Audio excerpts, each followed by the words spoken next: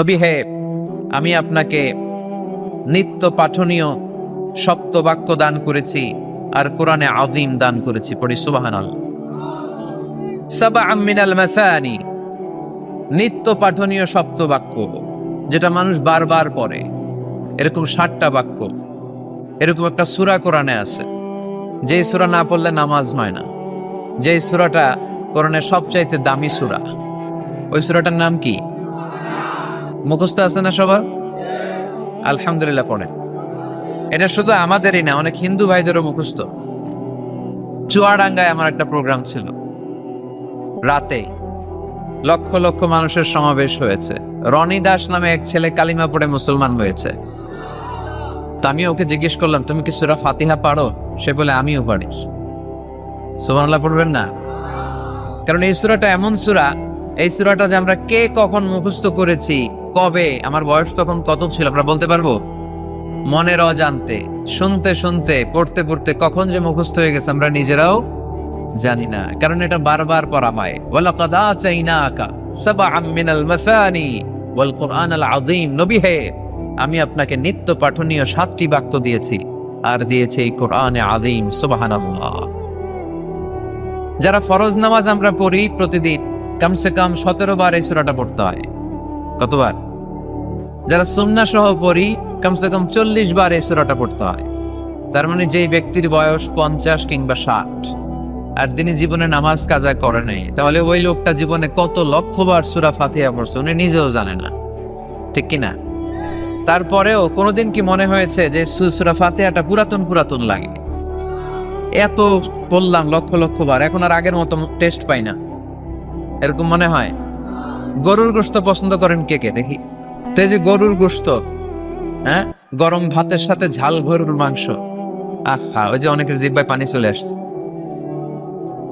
তো এটা অনেক মজাদার একটা খাবার, যদিও কোলেস্টেরল খুব হাই এটাতে। তো এই গরুর গোশত কেউ যদি আপনারা সকালবেলা দেয়, দুপুরে দেয়, আবার বিকেলে দেয়, রাতে দেয়, তারপরের দিন দেয়, তারপরের সপ্তাহ, টানা 1 মাস 3 বেলা গরুর গোশত, ভাল লাগবে? খাওয়া যাবে? রুচিতে আসবে? আচ্ছা, একটা সঙ্গীত কারো ভালো লাগে, 1 দিন 2 দিন 3 দিন সব সময় বাজাচ্ছেন, সব সময় বাজাচ্ছেন, কয়েক মাস টানা শোনার পরে এটার ভালো লাগে? নতুন একটার দরকার আছে না নাই?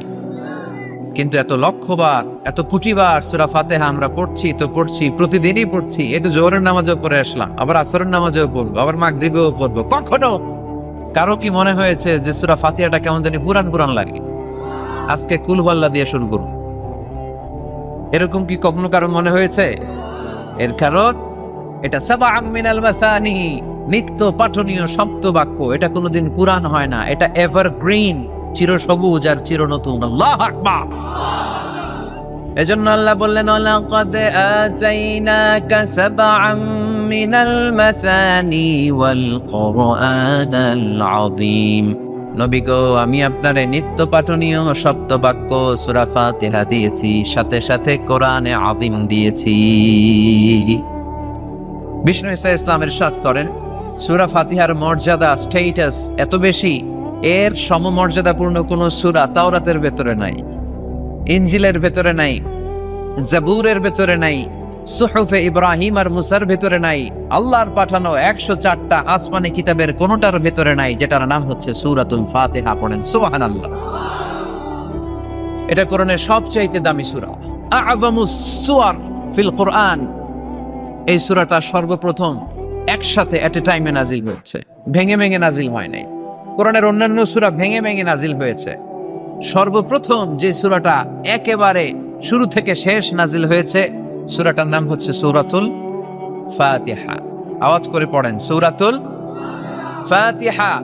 ফাতিহা মানে হচ্ছে ভূমিকা। ফাতিহা মানে কি? ইন্ট্রোডাকশন। এই যে আমরা প্রবন্ধ লিখি, প্রবন্ধের একটা ভূমিকা আছে না?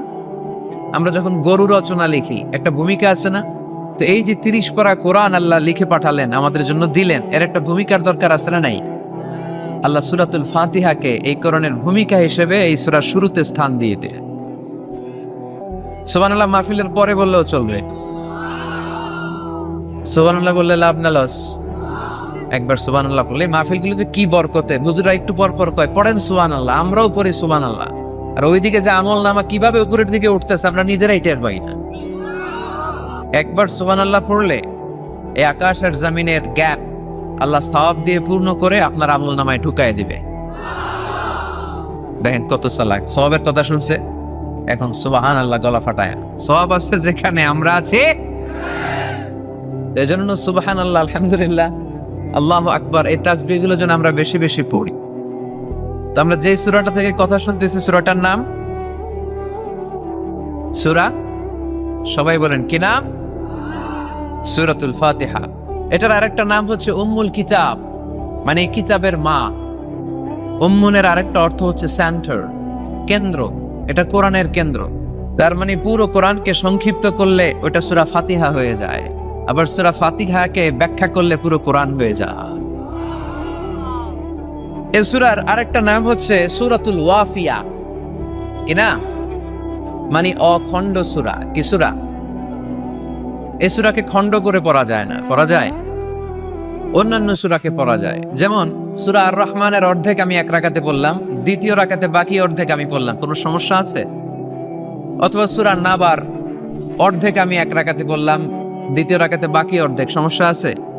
কিন্তু আমি যদি প্রথম রাকাতে সূরা ফাতিহার অর্ধেক মালিকি ইয়াউমিদ্দিন পর্যন্ত পড়া আল্লাহু আকবার, দ্বিতীয় রাকাতে ইয়াকা না'বুদু দিয়ে শুরু করলাম, বাকি অর্ধেক, নামাজ হইছে? এর কারণ এই সূরাটা পড়লে পুরোটাই পড়তে হয়, এটারে হাফ হাফ করে পড়ার কোনো সুযোগ নাই। এজন্য এটা অখণ্ড সূরা, এটাকে খণ্ড করে পড়া যায় না। আবার এই সূরার আরেকটা চমৎকার নাম হচ্ছে সূরাতুদ দুআ। সূরাতুদ দুআ, এই সূরার ভেতরে যে একটা অসাধারণ দোয়া আছে আমরা অনেকে জানি না। দোয়াটা হচ্ছে ইহদিনাস সিরাতাল মুস্তাকিম। এর চেয়ে শ্রেষ্ঠ দোয়া হতে পারে না। ও Allah, show us the right path, show us the correct path, show us the straight path. Allah তুমি সোজা পথ দেখাও, স্ট্রেইট ফরওয়ার্ড পথ দেখাও। আমরা অনেক সময় পথ ভুলে যাই, ডানে বায়ে মোড় নেই, আমাদের পথ দেখায় কে? আমি যদি কোনদিন পথ ভুলে যাই, হাত ছানি দিয়ে কাছে নিও, মমতার বন্ধনে আমায় বেঁধে সব ভুল ক্ষমা করে দিও। আমি যদি কোনদিন পথ ভুলে যাই, হাত ছানি দিয়ে কাছে নিও, মমতার বন্ধনে আমায় বেঁধে সব ভুল ক্ষমা করে দিও। পড়েন আমিন। আমরা যদি পথ ভুলে যাই, পথ দেখায় কে? বিশ্বনবীকে পথ দেখিয়েছেন কে? ওয়াজাদাকা দাল্লান ফাহাদা।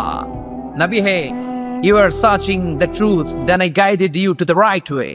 নবী আপনি পথ খুঁজছিলেন, 40 বছর ধরে আপনি মহাসত্যের অনুসন্ধান করছিলেন, ঠিক ওই মুহূর্তে আমি আপনাকে সঠিক পথের দিশা দিয়েছি। পড়েন আল্লাহু আকবার।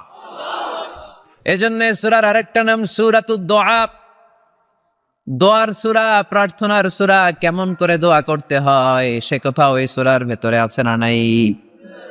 আবার এই সূরার একটা নাম সূরাতুস সালাহ, নামাজের সূরা। এই সূরা ছাড়া নামাজ হয় না।